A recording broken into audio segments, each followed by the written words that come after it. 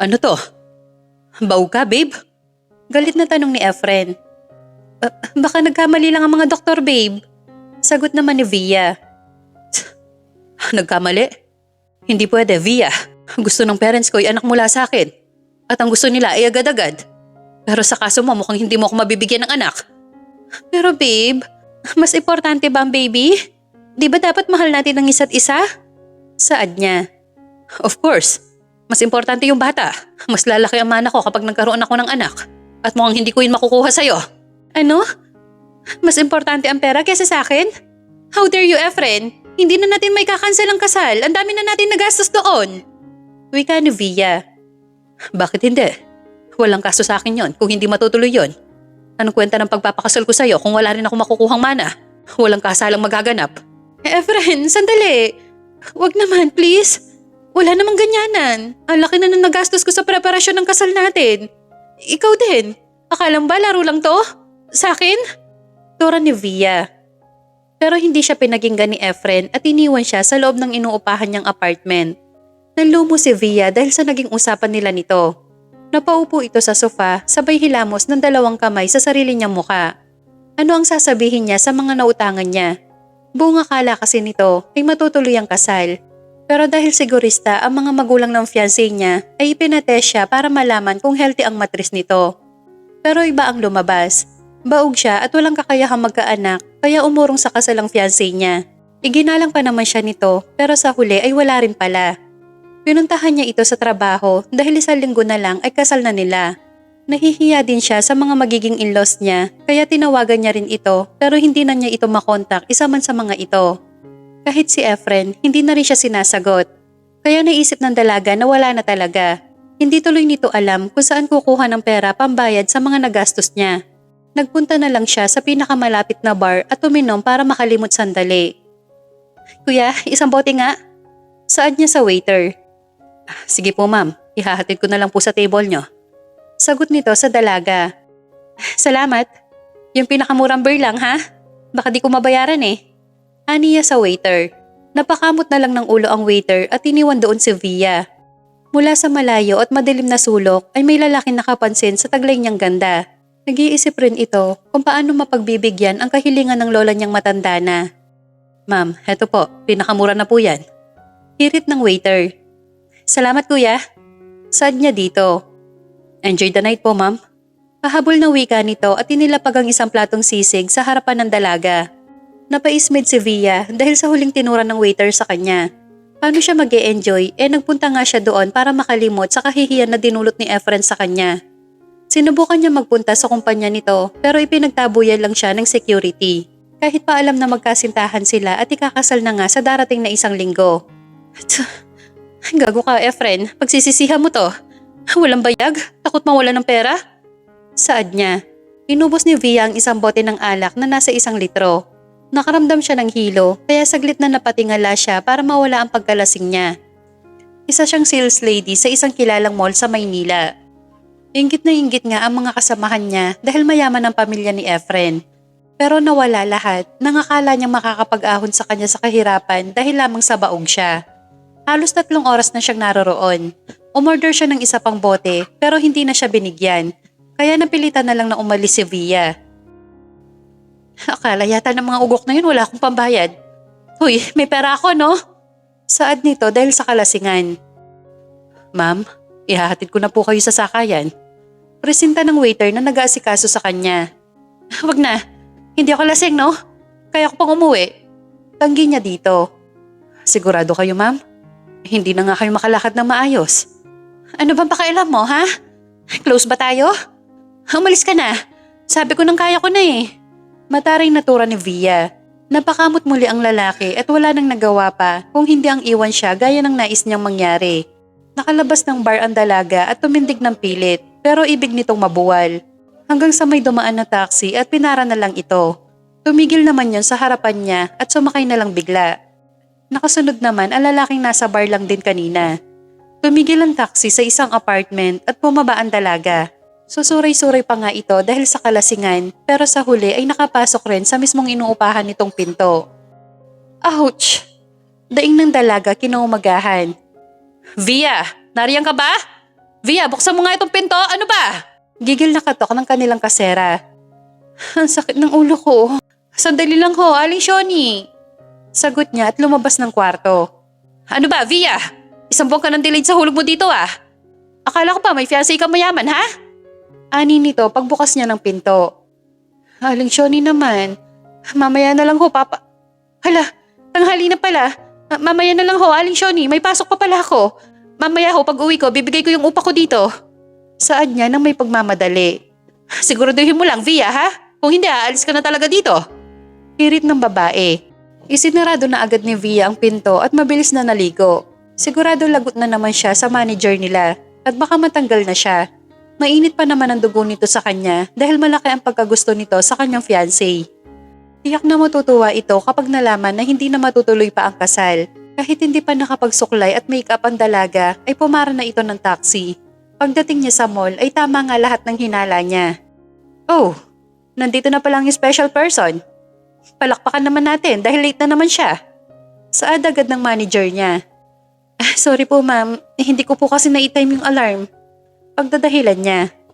So, kasalanan ng orasan, ganun ba, Miss Suliman? Sarcastic kong tanong nito.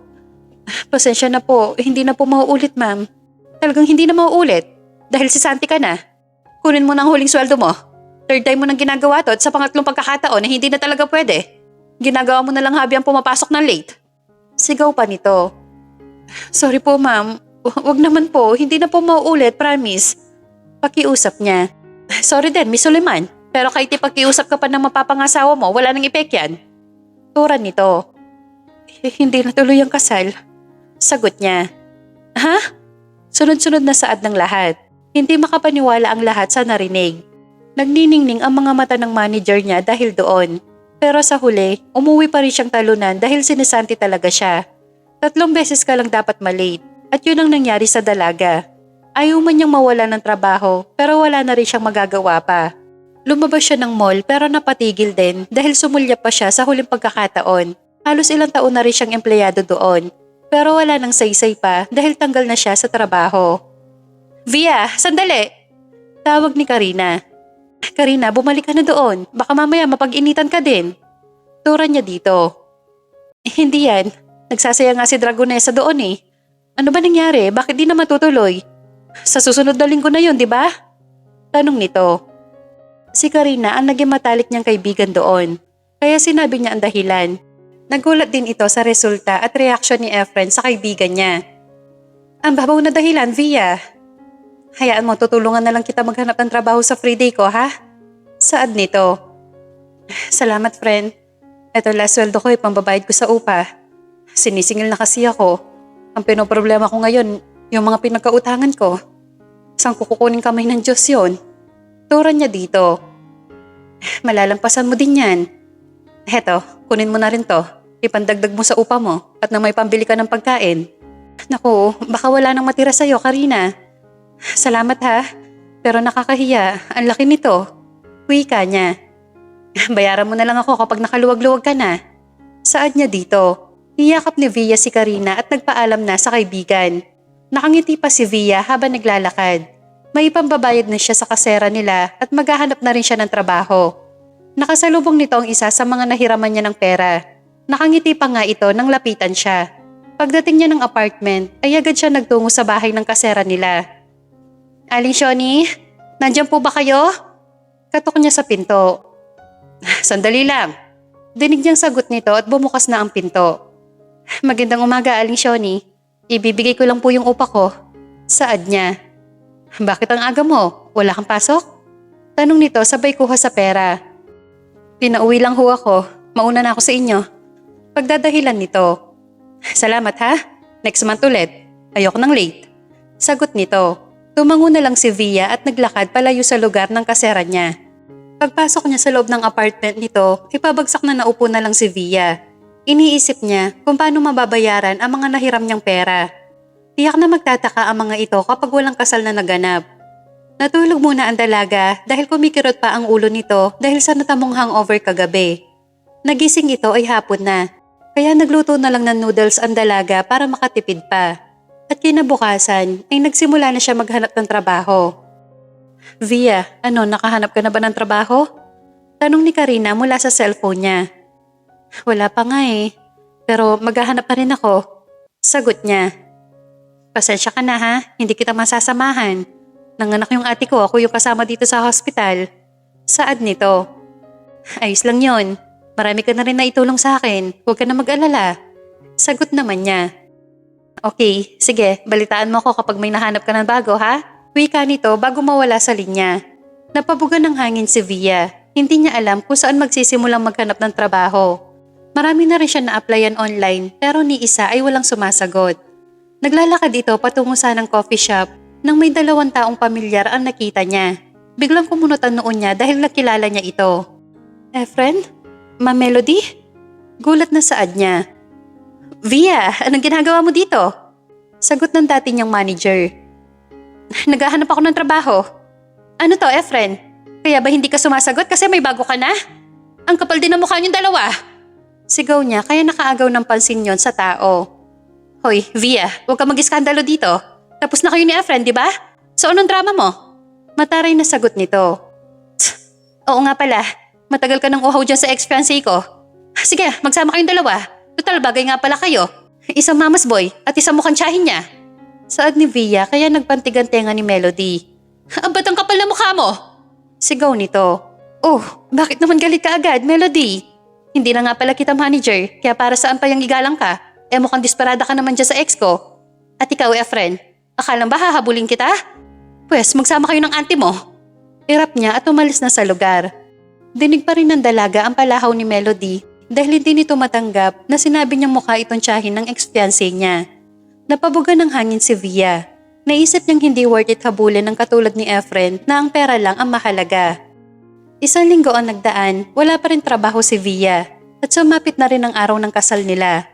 Nasabihan naman niya ang mga organizer ng kasal na wala nang magaganap na kasalan. Nakahiga siya sa kama at abot ang tunog ng cellphone niya. Kung sino-sino na ang tumatawag at malamang ay nabalitaan na ng mga inutangan niya ang nangyari. Ang kaso ay umurong ang groom to be niya kaya cancelled lahat.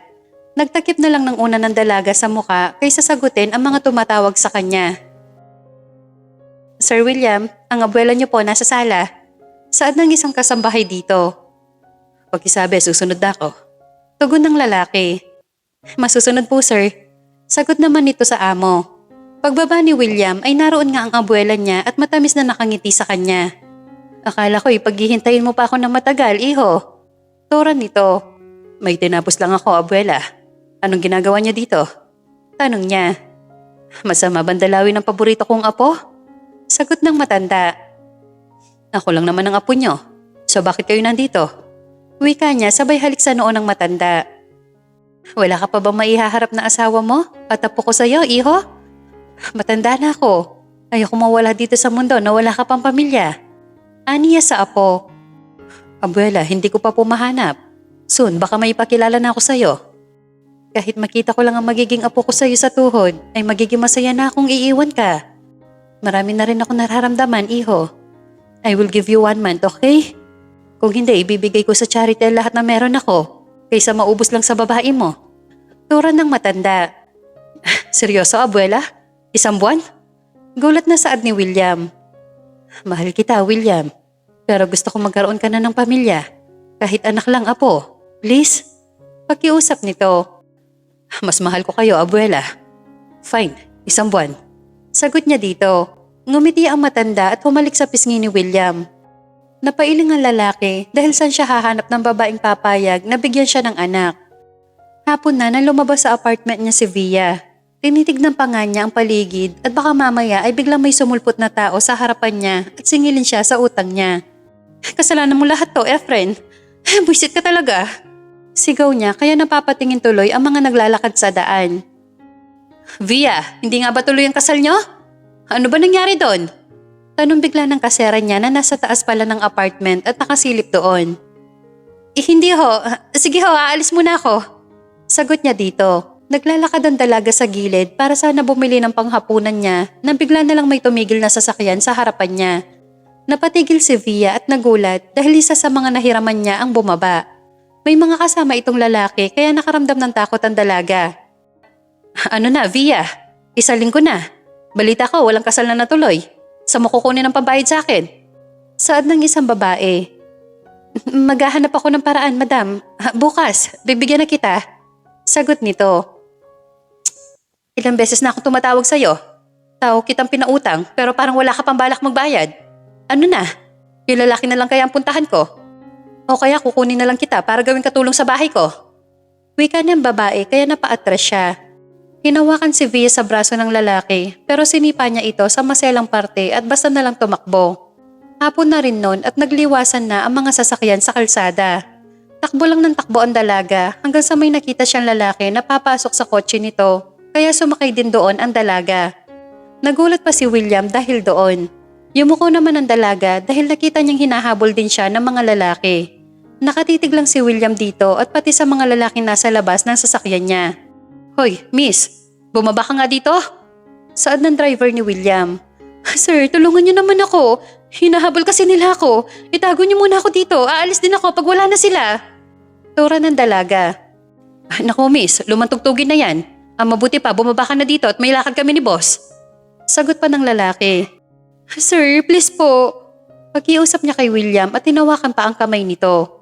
Kumatok ang isang lalaki sa salamin ng sasakyan nila kaya natakot si Via.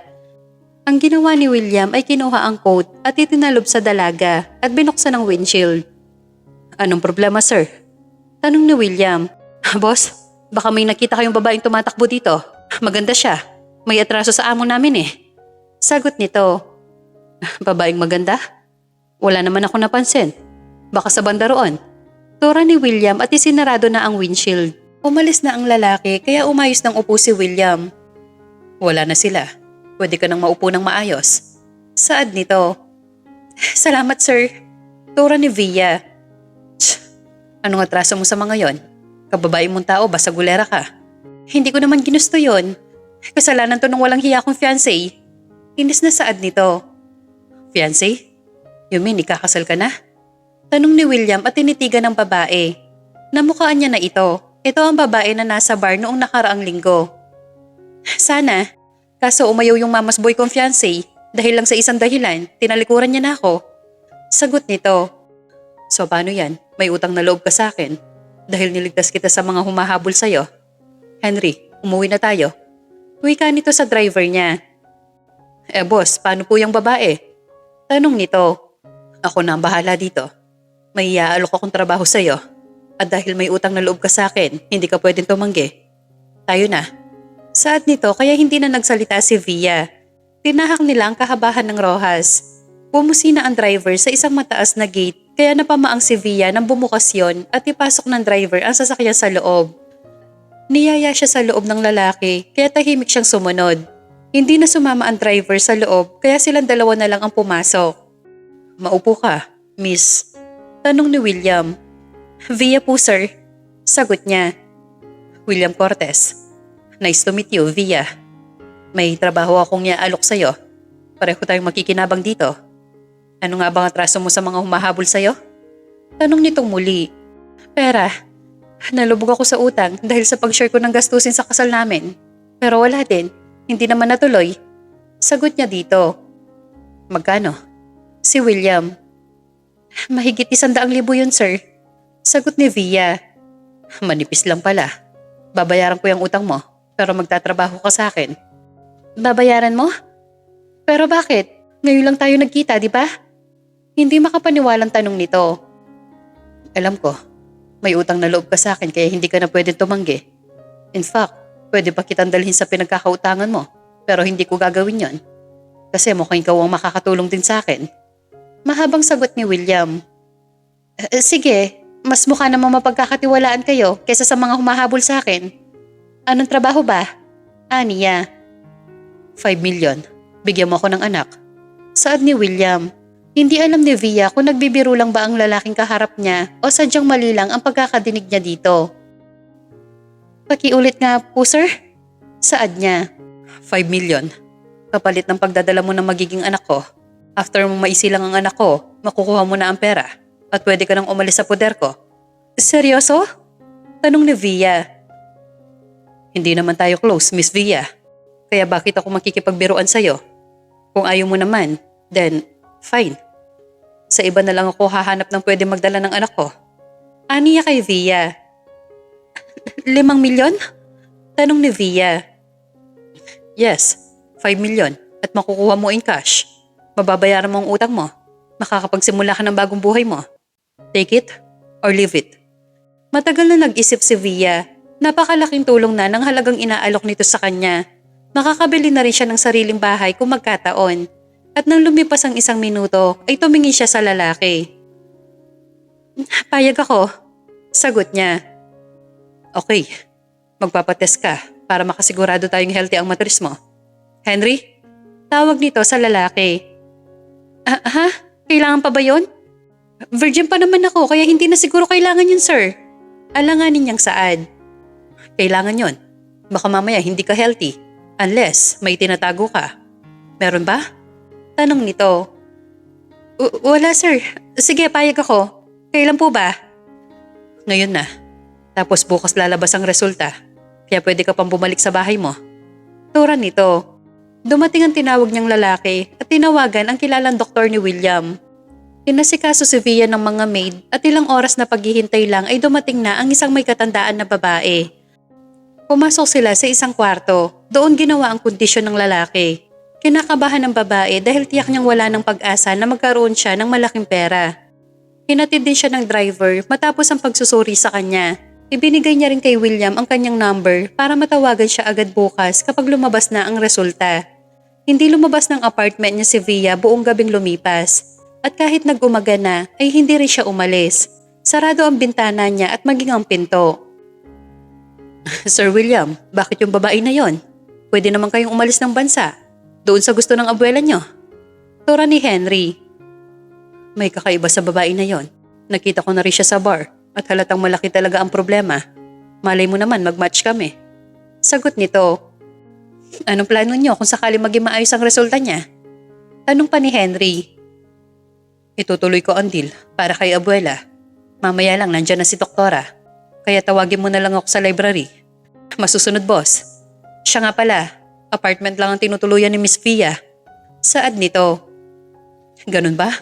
Tapos ganun kalaki ang utang niya? Gusto niyo bang paimbestigahan ko? Tanong ni Henry. Wag na, personal na niyang buhay yon. Sige na, may pipirmahan pa akong mga dokumento. Tanghali na nang dumating si Doktora Dolores sa bahay ni William.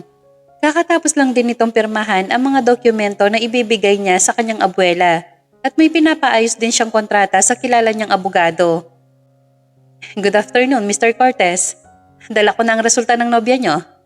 Saad nito. Nobya ko? Aniya dito sabay tingin kay Henry na nagkibit balikat lang sa kanya. Hindi ba? I'm sorry, akala ko kasi nobya niyo.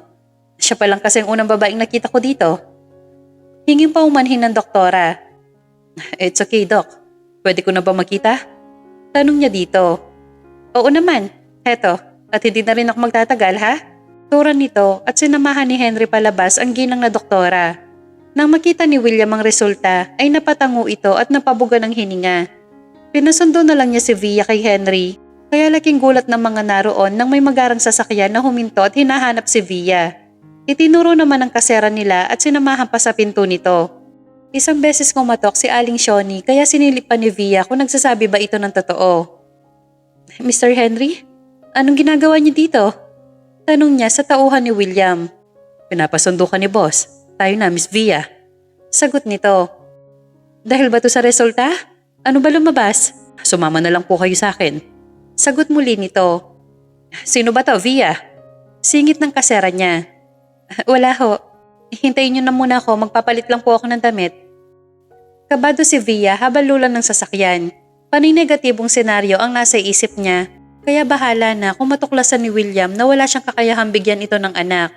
Pagdating nila ay nasa sala na si William at may hawak na papel. Kutob ni Via ay yun na ang resulta. Maupo ka, Miss Via. Alok ni William. Yan na po ba ang resulta? Tanong niya sabay upo. Oo. Bakit di mo sinabi agad sa akin ng tungkol dito? Tura ni William kaya napalunok si Via.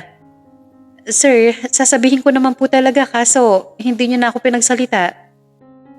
Forget it. Tignan mo. Inabot ni William ang papel. Nanlaki ang mga mata ni Via dahil sa resulta. Gusto niya magtatalon dahil malinis ang matres niya at walang palatandaan na baog siya. No evidence of infertility? Totoo ba to? Usal niya. Bakit? May problema ba sa resulta? Tanong ng lalaki. Totoo po ba lahat ng nakalagay dito? Hindi makapaniwalang saad ni Via. Yes, kilalang doktor ng pamilya ang nagtest sa'yo. Don't tell me, umaayaw ka na. Hindi sir, payag pa rin po ako. Pero yung pera sir, kailangan ko na makuha, baka patayin na ako ng pinagkakautangan ko. Saad niya. Sure, bukas ng gabi bumalik ka para masimulan na natin ang paggawa ng anak ko. Pwede po ba mag-advance? At paano ako makakasiguro na hindi mo ako iisahan? Paniniyak na William. May isang salita ako, Mr. Cortez. Magkano kailangan mo? 100,000 sir, para tigilan na ako ni madam. Sagot niya. Ako nang bahala. 6:00 ng gabi dapat nandito ka na. Ayoko nang pabago-bago ang isip. Nang gabing yon ay hindi halos nakatulog ng maayos si Via. First time niya at mukhang si William na talaga ang makakauna sa kanya. Kung hindi siya baog, ibig sabihin mali ang finding sa kanya ng doktor na kilala ni Efren. May kutob siya na baka plano din ng lalaki ang resulta. Dahil ganun na lang kadali dito na talikuran siya. Nagpuyos ang damdamin niya. Mas mabuti pa nga na hindi siya naikasal sa mama's boy na yon. Natapos ang buong araw ay nakatayo na si Via sa loob ng kwarto ni William. Suot niya ang isang manipis na pantulog, patay ang mga ilaw. Bago sila humantong doon ay isang pirmahan muna ang nangyari. Pagkapanganak niya ay wala na siyang karapatan sa bata.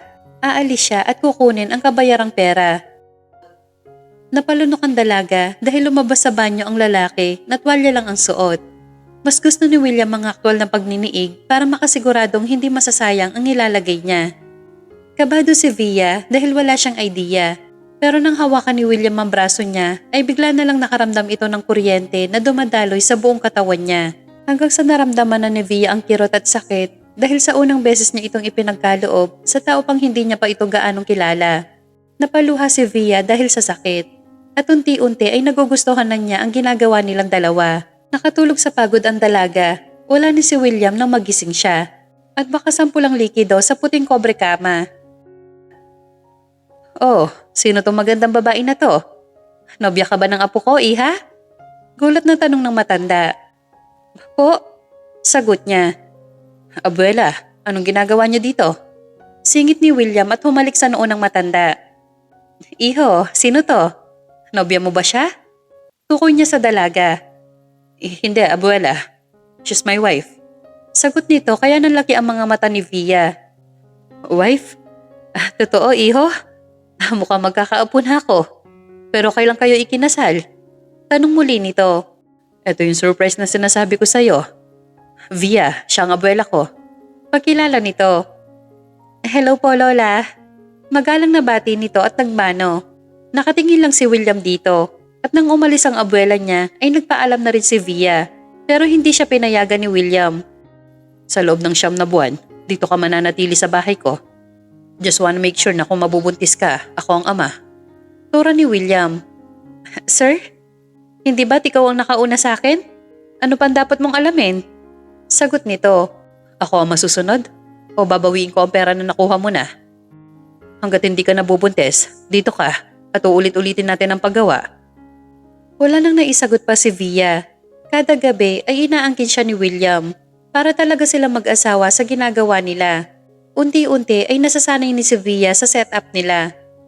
1 linggo ang lumipas ay ipinaghahanda na rin niya ng pagkain ito para makatulong na rin siya sa bahay. Ipinahakot na rin ni William ang gamit niya sa apartment. Mag-almusal ka muna, William. Saad niya. Salamat. Kamusta? May nararamdaman ka na bang iba? Sa 1 buwan pa malalaman yon. Kapag ngayon, wala pa yon sigurado. Sagot niya kaya tumayo si William at lumapit sa kanya. Ganun ba yon? Tanong nito at tinapit siya sa bewang. Gwapo talaga ang binata, kaya nagtataka si Via kung bakit wala itong nobya man lang. Pero sa kabilang banda ay nagpapasalamat din siya dahil hindi niya ito makikilala kung nakatali na ito sa iba. Malakas na kabog ng dibdib ni Via dahil pinipisil pa ni William ang bewang niya kaya napapaliyad siya at nadidikit ng mabuti ang katawan niya dito. So, matagal ng labanan pa pala ang gagawin natin gabi-gabi? Kaya ito ang napili kong gawin para magkaanak. Gusto ko yung natural. Mas nag-e-enjoy ako at mas nasisiyahan pa tayong dalawa. Tama, honey? Saad nito at itinaas ng isang kamay nito ang baba niya. Oo nga. Sagot lang ni Via. Mas na-enjoy mo rin ba? Aniya kay Via. Oo na nga. Sagot nito kay William. Bumaba ang labi nito sa kanya at banayad siyang hinalikan. Napatugon na lang si Via dahil sa husay nitong humalik. Baka mahuli ka sa pupuntahan mo. Saad ng dalaga habang magkahugpong ang kanilang labi. Ako ang boss, kaya kahit hindi ako pumasok walang mawawala. Aniya. Sa sandali lang William, baka may makakita sa atin. Awat niya dito. And so? Sagot lang nito. Kaya binuhat siya nito at sa guest room ay pinagpatuloy nila ang mainit na tagpo. Dahil late nang nakauwi si William kagabi ay hindi siya nakatabi kay Via. Pinuno niya ng mainit niyang likido ang sinapupunan ng dalaga. Halos pagpawisan ng mga ito kahit na malakas naman ang aircon. Hindi sukat akalain ni William na mababaliw siya ng husto sa katawan ng dalaga. Hinahanap-hanap niya ito parati at ganun din ang babae. Lumipas na ang isang buwan pero wala pa ding resulta. Pero hindi nawawalan ng pag-asa si William. Patuloy silang sumubok. Hanggang sa magkagaanan na ng loob ang dalawa. Pero itinatago pa ni William ang nararamdaman dito. Maasikaso kasi ito sa kanya. Nakikipagkwentuhan at tawanan din ito kaya nakilala na niya si Via ng unti-unti. William? Tawag ni Via. Yes? Sagot naman nito. Hindi ka ba mag-aalmusal? Tanong niya dahil lumapit ito sa kanya. Hindi na, maaga naman din akong uuwi. Ganun ba? Sige. Next time, huwag ka na magluto. Masasayang lang kapag ganito kadami. Saad ni William. Tatandaan ko. Tipid na tugon ni Via kay William. Nagtaka ang babae kung bakit para lumamig ang pakikitungo nito sa kanya. Maayos naman dati kung kausapin siya nito. Naisip ni Via na baka naiinip na si William sa pagdadalang tao niya. Habang naglalakad si Via patungo sa labas, ay nakaramdam ito ng pagkahilo kaya muntikan na siyang mabuwal. Mabuti at agad na nakalapit ang isang kasambahay sa kanya. Ma'am, ayos lang kayo? Tanong nito. Bigla po kasi akong nahilo, Manang. Paalalay naman po sa sofa. Sagot niya dito. Naku, baka kulang kayo sa pagkain o kaya dahil sa puyat yan. Ani ng matanda. Baka nga po. Dito na lang ako, Manang. Sigurado kayo? Nasa kusina lang ako kapag may kailangan ka, ha? Saad nito. Sumandal si Via sa headrest ng sofa para kasing umiikot ang paligid niya. At nang makalipas ang isang minuto ay para namang babaligtad ang sikmura niya. Kaya kahit na medyo hilo pa ay tumayo si Via at agad pumasok ng kusina. Nagulat pa nga ang matanda dahil bigla siyang dumuwal sa lababo. Hinagod ng matanda ang kanyang likod. Naku, kailangan malaman ni Sir yan, ma'am. Baka naman buntis ka na. Turan ng matanda kaya napatigil si Via sa pagduwal. Oh, buntis ako? Saad nito. Oo, hindi ba't halos isang buwan ka na dito? Hetong tubig, inumin mo muna. Ibig sabihin may laman na ang tiyan ko? At nagbunga na? Aniya sa matanda. Dapat malaman ni Sir William to. Tayo na muna sa kwarto niyo para makapagpahinga kayo. Mamaya niyan ay darating na si Sir. Pagpasok ni Via sa kwarto ay parang lambot na lambot siya. Kung tama nga si Manang sa sinabi nito, ay tiyak na bilang na lang din ang pananatili niya sa mansyon ng lalaki. Namalayan na lang ni Via na parang may humahaplos sa mukha niya, kaya nagmulat siya ng mga mata. William? Saad niya at bumangon. Kamusta? Nahilo ka daw, sabi ni Manang. Alalang tanong nito.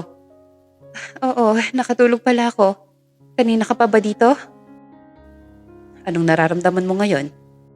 Kapag okay ka na, pupunta tayo sa doktor, ha? Wika nito at hinaplos ang mukha niya. Ang sama pa din ang pakiramdam ko. Pwede bang si doktora na lang ang pumunta dito? Aniya kay William.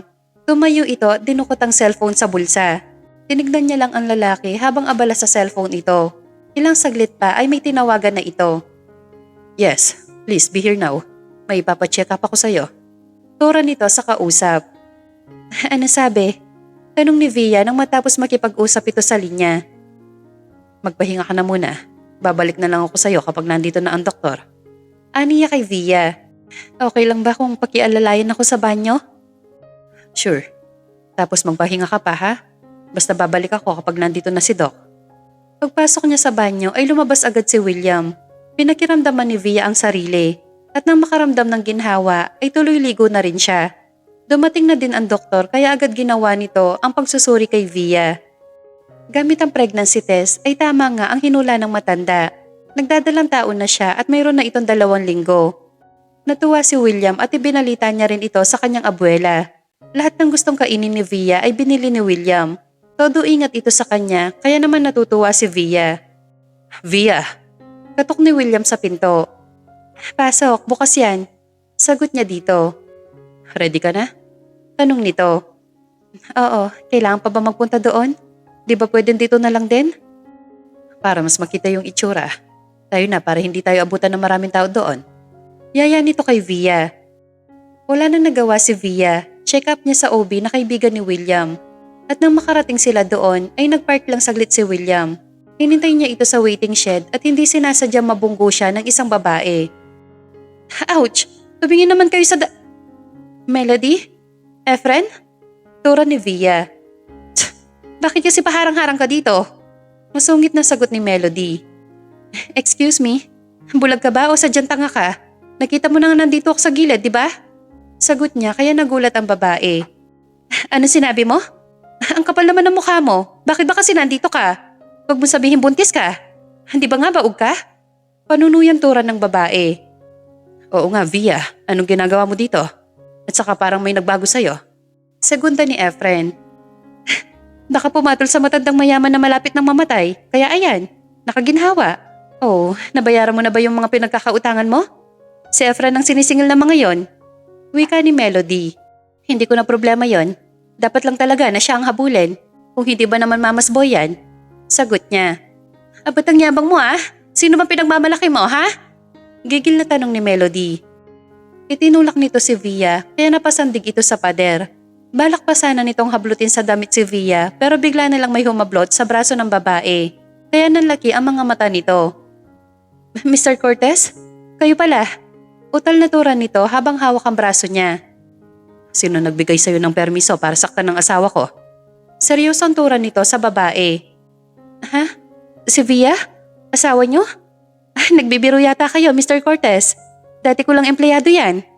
Sagot pa ng dalaga. Empleyado mo? Sa mall na pag-aari ko? Wika nito. William, awat ni Via dito. Sinaktan ka ba ng dalawang to? Tanong nito kay Via. Sandali, Mr. Cortez. Do you know her? Singit ni Efren. Bingi ka ba? Para hindi mo marinig ang pagkakasabi ko? Asawa ko ang babaeng binabastos niyong dalawa. At ikaw, babae. Tatandaan ko ang mukha mo. Simula ngayon, maghanap ka na ng trabaho mo. Tura ni William at pabalang na binitawan ang braso nito. William, tara na. Medyo sumasakit ang tiyan ko. Yaya ni Via dito. Sandali. Don't tell me buntis ka. Paano nangyari yon? Di ba baog ka? Gulat na tura ni Efren. Baog? Nabubuntis pala ang baog. O baka ikaw ang baog? Let's go, honey. Yaya ni William at hinapit sa bewang si Via. Hindi tuloy malaman ni Melody ang gagawin dahil tinanggal na siya ng may-ari ng pinapasukan niya. Pero susubukan pa rin niyang makiusap at baka hindi naman ito maalala. Efren, tara na nga. Efren, ano ba? Inis na saad ni Melody. Buntis siya? Pero paano nangyari yon? Baog ang lumabas sa resulta. Hindi makapaniwalang tanong nito. So ano ngayon? Babalikan mo siya? Hindi mo ba narinig? Asawa na siya ng amo ko? Tara na sabi eh. Hirap pa nito kay Efren sabay hila sa braso. Nasa loob na ng klinik ang dalawa pero tahimik pa rin si William.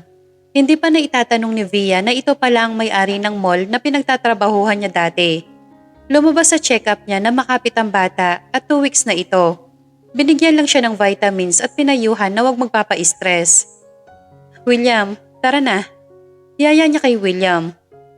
Tapos ka na? Tanong nito. Oo. Thank you, Doc. Saad ni Via. Thank you again. Next month ulit, Doc.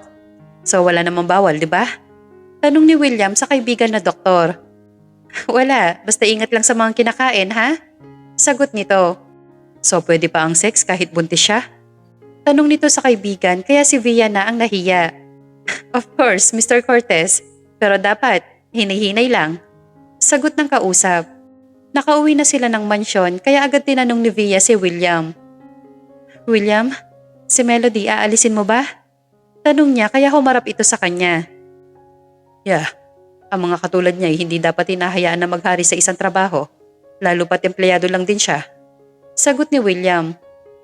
Hayaan mo na lang kaya. Pakiusap ni Via. No, nakita ko kung paano kanya bastusin. Kaya rin niyang gawin yun sa iba. Aniya kay Via. Pero nakapagdesisyon na ako.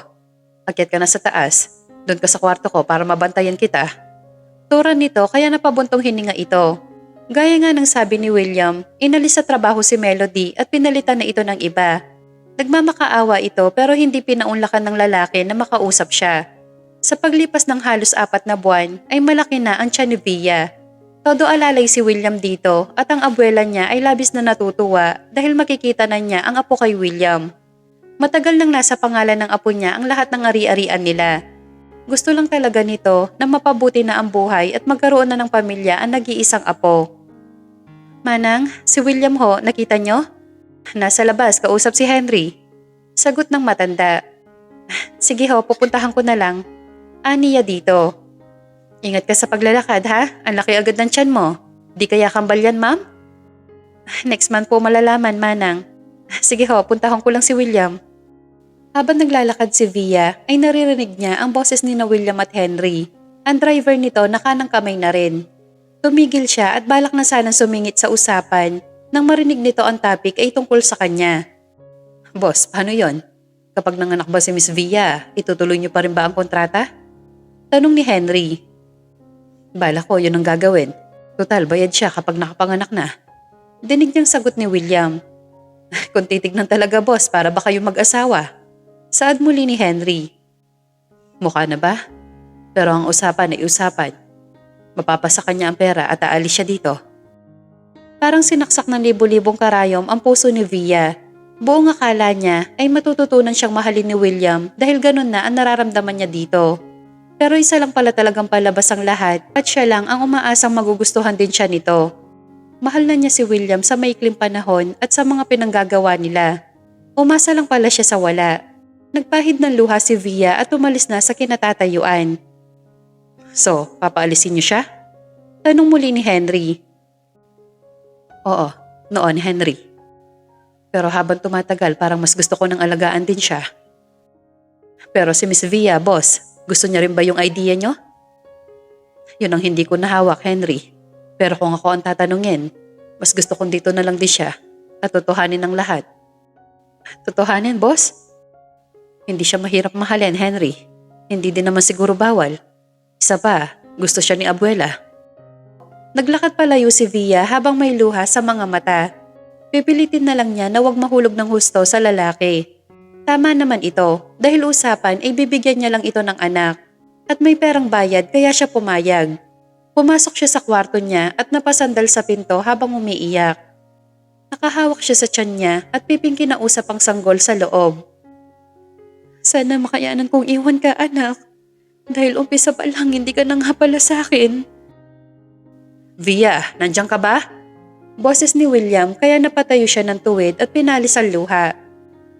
Oo, sandali lang William. Kunwari sagot niya. Pwede pumasok? Tanong ni William.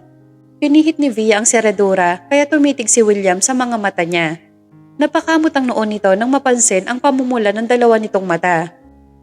Umiyak ka ba? Tanong ni William. Ha?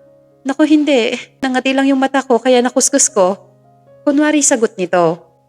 Sabi ni Manang hinahanap mo daw ako. Galing ka ba sa labas kanina? Tanong nito at hinawakan siya sa siko. Oo, kaso hindi ako tumuloy. Bigla kasi ako nahilo kaya matutulog sana ako. Ayos ka na ngayon? Ingatan mo ang sarili mo. Dala-dala mo ang anak ko ha? Kapag may gusto ka magsabi ka lang. Wika nito na mas lalo nagpasama sa loob niya. Inalis ni Via ang kamay ni William na nakahawak sa siko niya ng pasimple. Napangiti siya ng mapakla. Oo naman, iingatan ko ang anak mo. Magpahinga na lang muna ako. Yung sasabihin ko hindi naman mahalaga yon. Saad nito sa lalaki. Ayos ka lang ba? Kakantanong nito kay Via. Oo naman, magpapahinga na lang muna ako. Pakisabi kay Manang na akyatan ako ng tubig. Wika niya dito. Tumango si William kaya isinarado na ni Via ang pinto sa baylak dito. Para naman nangangapa si William sa pagkikitungo nito sa kanya. Pero hindi na lang inisip yun ni William. Umalis ito at nagtungo sa bahay ng abuela niya. Tatanungin niya ito kung ano ang tingin niya kay Via at gaya ng inaasahan niyang sagot. Gusto ito ng matanda at nais pa nitong ulitin ang kasal nila kahit na wala naman talagang kasalang naganap. Pagbalik nito ng mansyon ay nasa kusina si Via at kumakain ng hinog na kamatis at isinasawsaw sa asukal. Kumain ka na ba ng kanin? Tanong niya dito at humalik sa noo ni Via. Oo, tipid na sagot nito. Baka sikmurain ka dyan, di ba makakasama sa anak ko yan? Hindi yan. Malamig na sagot muli ni Via. May problema ba tayo, Via? Tanong niya kaya tumigil sa pagkain ng babae. Wala, ayos lang naman ako, William. Inaalagaan ko ang magiging anak mo, kaya kung ano yung kinakain ko, gusto din niya yon. Kaya huwag mo na akong tanungin kung baka makasama sa anak mo to. Sagot niya kay William. Galit ka ba? Hindi nga, wala naman akong karapatang magalit. Isa pa, bayad ako, di ba? Kaya huwag kang mag-alala, ilalabas ko ng malusog itong anak mo. Tura nito. Tumayo si Via, dala ang kamatis at asukal, saka iniwan si William na naguguluhan sa sagot nito. Bigla na lang nagalit ito sa kanya. Wala naman siyang sinabing masama. Manang, ano bang problema ni Via? Tanong ni William sa katulong. Nagtataka nga rin po ako, sir Hindi naman po yung ganyan dati. Ang huling natatandaan ko po nung pinuntahan niya kayo sa labas kasama si Henry. Ang sabi niya hindi siya tumuloy doon. Takang tanong nito. Nag-isip ng matagal ang matanda habang nakatingin si William sa kanya. Manang, anong iniisip niyo? Kalabit ng lalaki. Imposible sir kasi lumabas siya. Baka naman may narinig na hindi maganda. Saad ng matanda. Hindi maganda? Wala kami pinag-uusapan na hindi Napatigil si William sa pagsasalita nang maalala ang una niyang sinabi kay Henry. Malamang na yun ang narinig nito. Pero bakit ganun na lang ito kagalit sa kanya? Napaisip si William. Marahil ay may gusto na si Via sa kanya kaya ganun ang pakikitungo sa kanya ngayon. Buong akala ni Via ay itatapon na lang siya ng lalaki pagkatapos niyang isilang ang anak niya dito. 5 buwan na ang tiyan ni Via at malaki na talaga ito. Kaya nagtungo sila sa OB para malaman ang gender ng baby. At hindi lang yun ang gumulat sa dalawa. Kaya pala malaki ang tiyan ni Via ay kambalang nasa sinapupunan niya. Congratulations, Mr. and Mrs. Cortez. Kambalang anak niyo. Nakikita niyo yan? Babae at lalaki sila. Ngitintura ng doktora. Narinig mo ba yon, Via? Kambal daw sila. Saad niya kaya napatango ang babae. Magandang magbuntis ang asawa mo, William. Wika ng kaibigan nitong doktor. Napaiyak naman si Via dahil mukhang mas lalo siyang mahihirapan na iwan ng sanggol lalo pat hindi lang pala ito nag-iisa. Kambal pa kaya sobrang sakit sa puso kung iisipin. Wala na siyang magagawa dahil ang kasunduan ay kasunduan. Via, bakit ka umiiyak? Alulang tanong ni William. Wala, masaya lang ako para sa'yo. Kasi kambal ang magiging anak mo. Sagot niya. Shh, huwag ka nang umiyak. Makakasama yan sa mga kambal natin. Saad ni William kaya nagulat si Via pero ayaw niyang umasa na kasama siya sa bagong buhay na bubuuin ni William kasama ang kambal niya. Uuwi na ba tayo? Tanong niya nang nasa labas na sila ng klinik.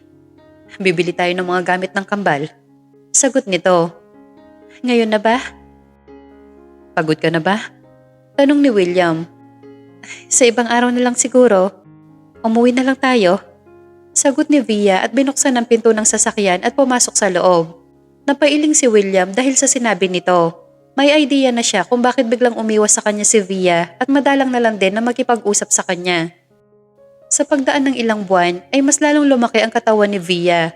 Si William ay sa bahay na lang magtatrabaho dahil anumang oras ay maaari na manganak si Via. Manang! Sigaw ni Via. Ma'am, bakit po? Patulong po na bumaba. Ang hirap na po kasing kumilos. Inihingal ako Alanganing ngiti niya dito. Kambal kasi kaya ayan ang laki at bilog na bilog. Saad ng matanda. Si William po, umalis ba? Hanap niya sa lalaki. Ay, opo, may bibilhin lang daw siya. Sagot naman ng matanda. At nang nasa sala na sila ay naupo siya sa solohan na sofa. At ilang oras pa ay narinig niyang bumusina ito. Sumipa naman ang baby niya sa tiyan kaya nagulat si Via. Mukhang excited din ang mga ito dahil umuwi na ang daddy nila. Hinaplos ni Via ang tiyan niya kaya mas tumalas ang pagsipa nito. Bakit nakangiti kang mag-isa? Tanong ni William na may dalang bulaklak. Sumisipa kasi sila. Sagot niya dito. Talaga? Pwede kong pakinggan? Narinig ka rin yata dumating eh. Ganun ba? Para sa'yo pala. Sabay abot sa kanya ng bulaklak. Bakit may ganito? Tanong ni Via. Bawal bang bigyan ka ng bulaklak?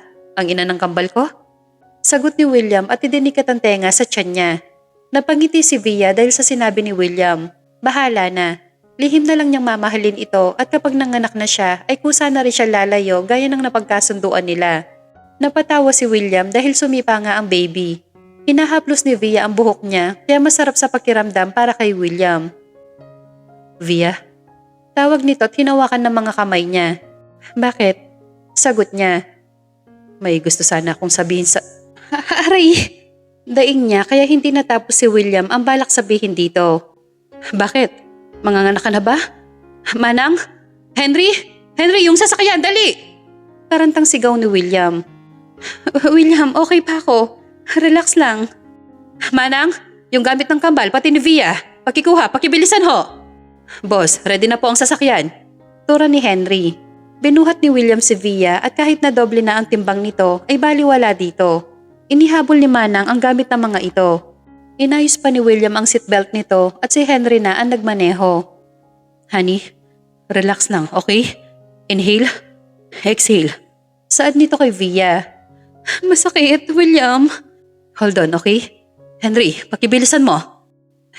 Kaya ko pa, William. Baka naman maaksidente tayo.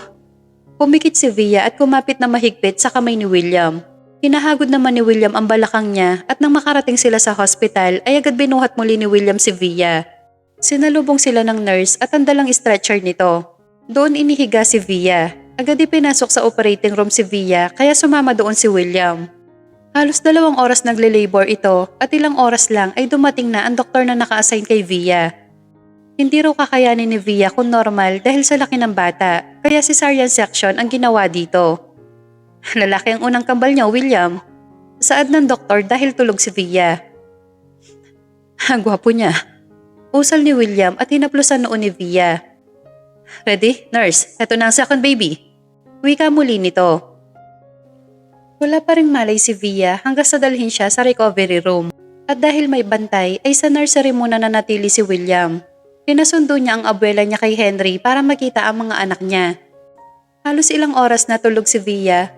Kaya nang magkamalay siya ay malabo pa ang lahat sa kanya.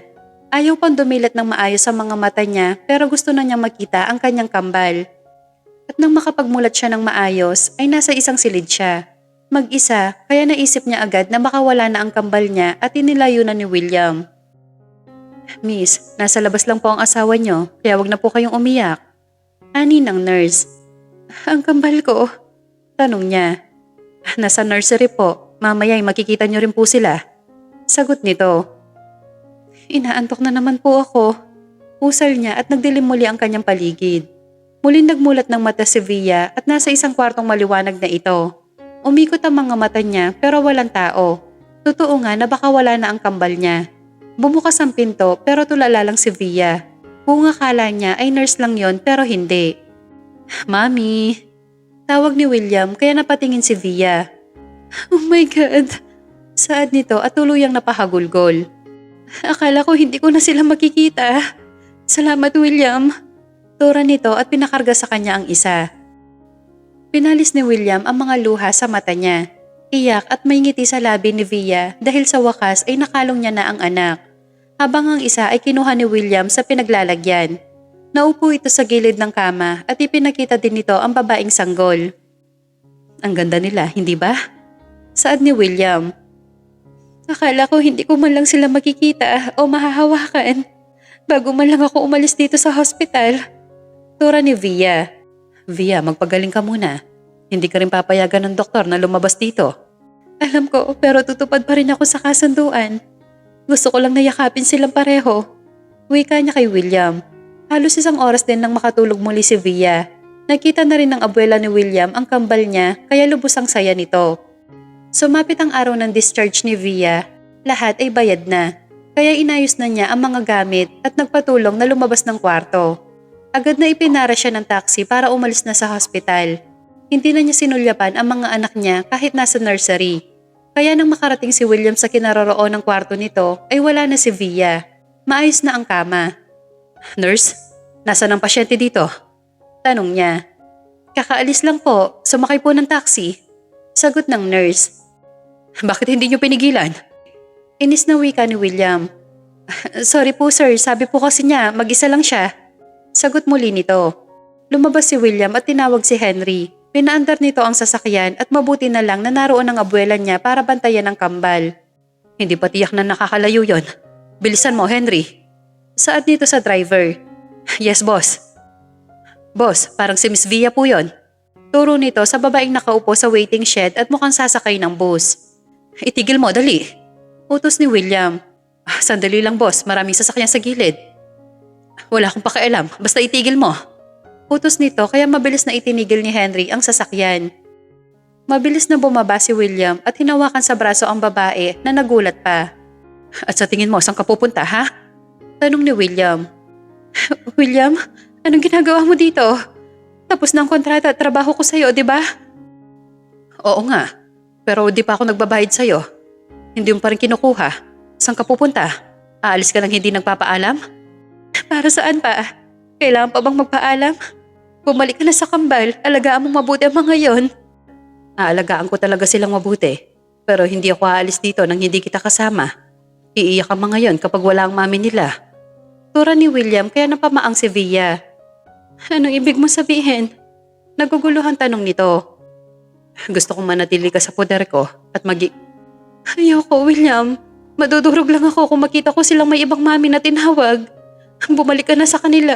Please, huwag mo nang dagdagan pa yung sakit na nararamdaman ko." "Patapusin mo muna ako, Via.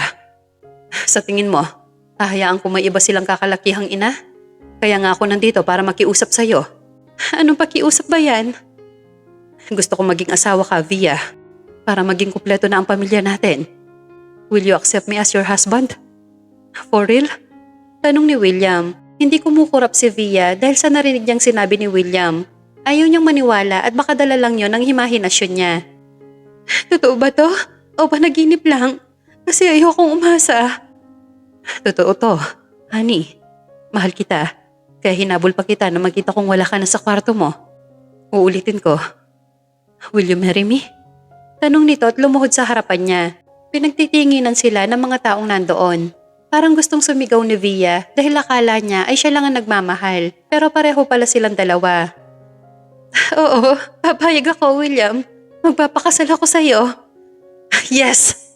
Tuwang-tuwa ni William.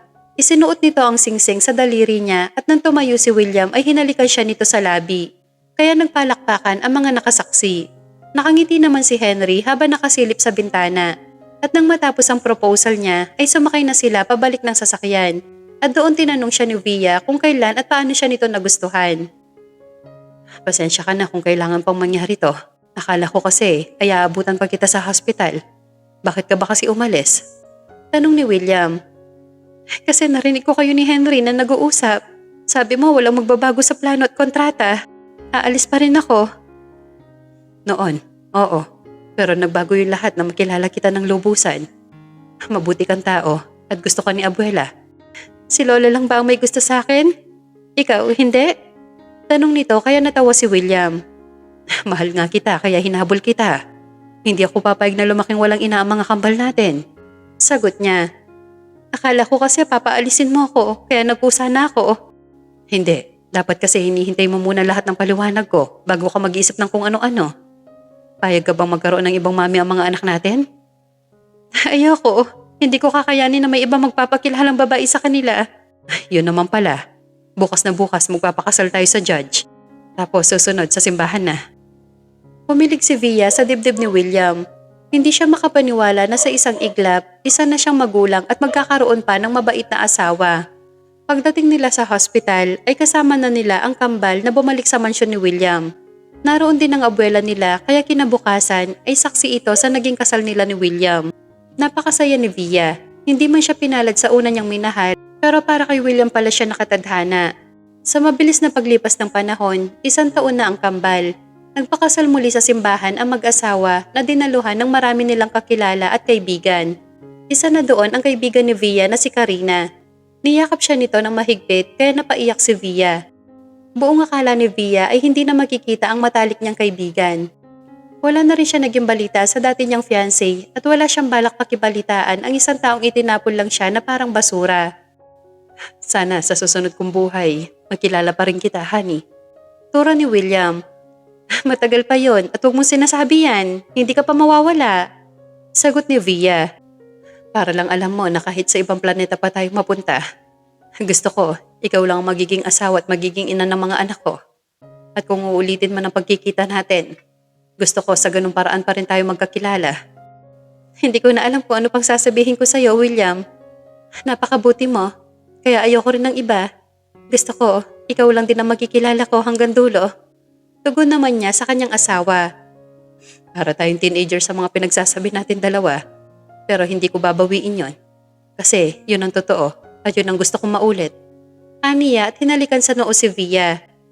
Mahal na mahal kita, honey. Pangako magiging mabuting ina ako sa kambal at asawa sa'yo. Mamahalin at aalagaan ko kayo araw-araw hanggang sa pagtanda natin. I will do the same too. Iingatan at mamahalin ko kayo, ano man ang mangyari. Araw-araw ko kayong pipiliin. Bumaba ang labi ni William patungo sa labi ng asawa niya at banayad na hinalikan ito. Ipinandaman nila sa isa't isa ang pagmamahal na ipinangako nila sa harap ng altar at ng mga taong sumaksi sa kanilang pag-iibigan. Malupit man ang mundo sa'yo, darating din ang araw na ikaw naman ang nasa ibabaw at sa'yo lang palagi ang ikot nito. Pagmamahalan na pinatunayan kahit pa magulo ang unang pagtatagpo. Pagmamahalan na pinagtibay ng isang pusong iisa lang ang nararamdaman.